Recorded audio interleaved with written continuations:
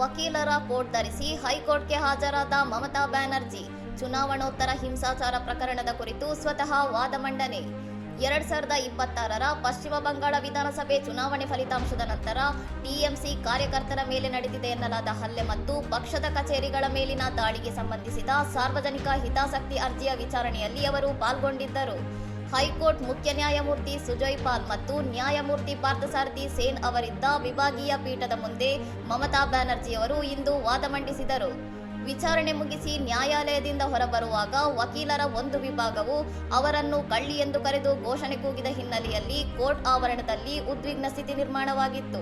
ಮಮತಾ ಬ್ಯಾನರ್ಜಿಯವರು ವಕೀಲರ ಗೌನಲ್ಲಿ ಕಾಣಿಸಿಕೊಂಡ ಬೆನ್ನಲ್ಲೇ ಅವರ ಕಾನೂನು ಅಭ್ಯಾಸದ ದಾಖಲಾತಿ ಮತ್ತು ಪ್ರಾಕ್ಟೀಸ್ಗೆ ಸಂಬಂಧಿಸಿದ ವಿವರಗಳನ್ನು ನೀಡುವಂತೆ ಬಾರ್ ಕೌನ್ಸಿಲ್ ಆಫ್ ಇಂಡಿಯಾ ಪಶ್ಚಿಮ ಬಂಗಾಳ ಬಾರ್ ಕೌನ್ಸಿಲ್ಗೆ ಸೂಚಿಸಿದೆ.